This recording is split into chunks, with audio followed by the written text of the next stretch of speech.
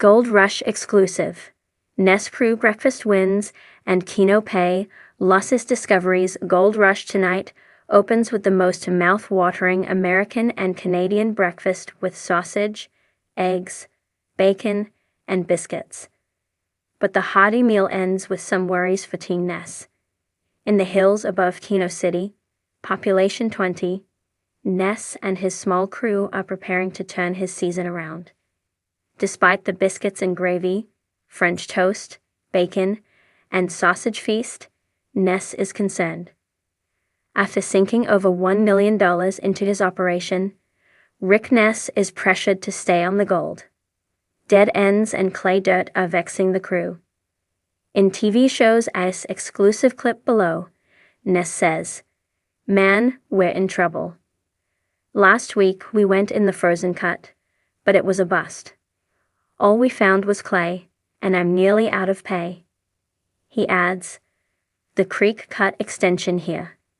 I really can't afford to shut this wash plant down. The ground in Keno is patchy and hard to read." As a result, Rick's new operator, Brennan Ruolt, is struggling to follow the pay. He says, "A lot of variables in this ground.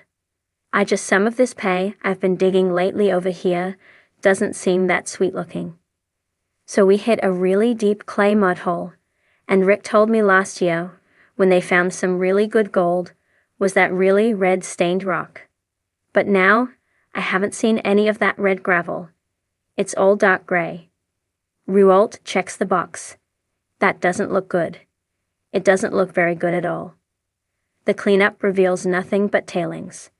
Ruolt must consult with Rick to make a pivot, as the pan reveals loads of sand.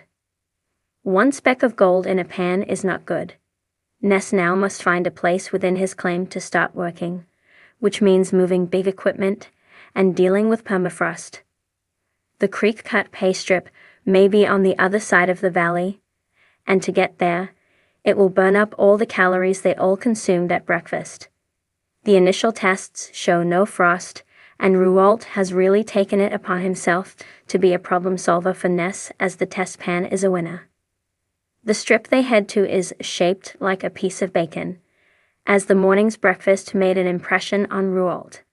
If Ness wants to beat Schnabel, he has to keep thinking past his immediate problems, and with help from Ruolt and the others, he may ace this season's gold haul. Fred Lewis has had a rough start, but now he is testing bedrock. He is optimistic, and initial tests prove his hard work is paying off.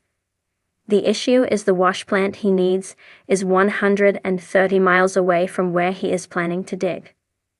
But Lewis is unstoppable, and the all-veteran crew is given the good news. Their last season was a disaster, so any win for Lewis' crew is good news. The wash plant is a 3-hour trip with hills. In addition, some mechanical issues need to be addressed, and all that cost has to be absorbed by Lewis. Tune in to see how Schnabel and Beats are faring too, as the race to get the gold is early in the season. Gold Rush airs Friday at 8 p.m. ET/PT on Discovery. Gold Rush exclusive. Ness crew breakfast wins and Keno pay losses in the ever-evolving landscape of Nevada's gaming and hospitality industry. A small, tightly knit crew is making waves in ways no one expected. Known as the Ness crew, this group of adventurous, risk-taking individuals from various backgrounds has found themselves at the center of a curious paradox in the world of casinos: breakfast wins and Keno pay losses. As the sun begins to rise over the neon-lit horizon of Reno, the crew of 7 gathers in the dimly lit, bustling corner of their favorite local diner. It's a modest setting, far from the glitzy casinos on the Strip. Yet for the Ness crew, this diner is more than just a spot for eggs and hash browns. It's the headquarters for their daily brainstorming, their strategies, and their laughter-filled morning discussions. But what makes their routine so fascinating, and indeed a bit of a paradox, is their approach to gaming. While they have earned a reputation for acing the breakfast rush, They have also become infamous for their near-consistent losses at Keno, despite their best efforts to make sense of the game. A breakfast tradition, built on wins. The first part of the Ness crew's success story is, surprisingly, grounded in one of the most basic aspects of daily life, breakfast. Every morning, the crew meets at Maggie's Corner Diner, a local eatery famous for its home-style cooking, but less so for its association with the high-stakes world of casino gaming. It all started years ago, when one of the crew members, Trent, a former casino pit boss turned consultant, suggested that breakfast could be more than just a meal. It could be an opportunity to align their goals for the day. The routine quickly became a sacred tradition. Over eggs, bacon, and a steaming cup of coffee, the crew would map out their individual missions for the day, whether that meant hitting the casinos, heading to the sports books, or playing games in the hopes of a lucky break. Morning rituals that set them apart. It was the shared belief that success was within reach when they operated as a team. The crew didn't just go through the motions, they actively strategized. Each member brought something different to the table. Jessica, a former high school math teacher, had a keen understanding of probability, which she often applied to blackjack or poker. Ellen, a skilled dice controller, had an uncanny ability to predict roll patterns at the craps table. And then there was Sarah, a financial planner by day and a master of slot machine algorithms by night. Together, they began to turn their breakfast meetings into a launchpad for consistent wins in various casino games. Whether it was Alan's dice control, leading to a streak of successful rolls, or Jessica's calculated bets on blackjack, the collective approach began to pay off. Soon, they were not just frequenting local casinos, they were thriving. They even started attracting attention from other patrons, who whispered about the lucky breakfast crew and their uncanny ability to turn the odds in their favor. Every morning, the crew would leave the diner energized, their pockets aligned with cash from the previous night's winnings. They soon realized that their breakfast gatherings weren't just fueling their stomachs, they were fueling their success. The Keno conundrum. A game of hope and defeat. However, for all their prowess in casino games like blackjack, craps, and even roulette, there is one game that has consistently confounded the Ness crew: Keno.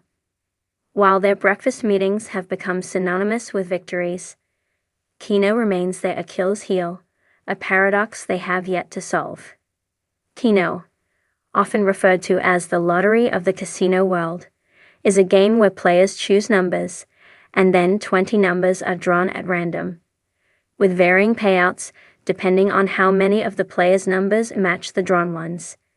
It's a game that is largely based on luck, but the Ness crew believed that if anyone could crack the code, it was them.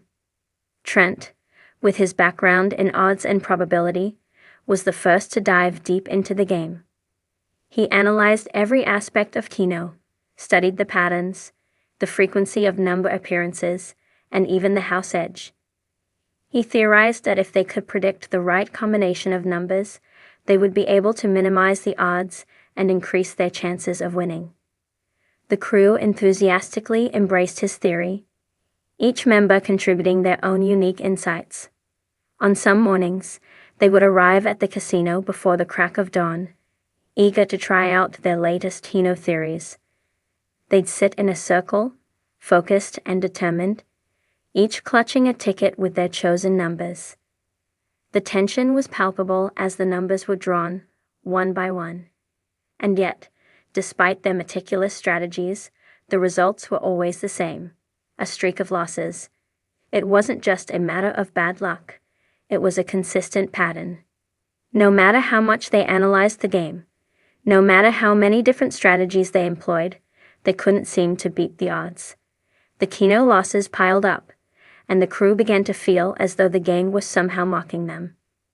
For every blackjack victory, there seemed to be a Keno defeat waiting just around the corner.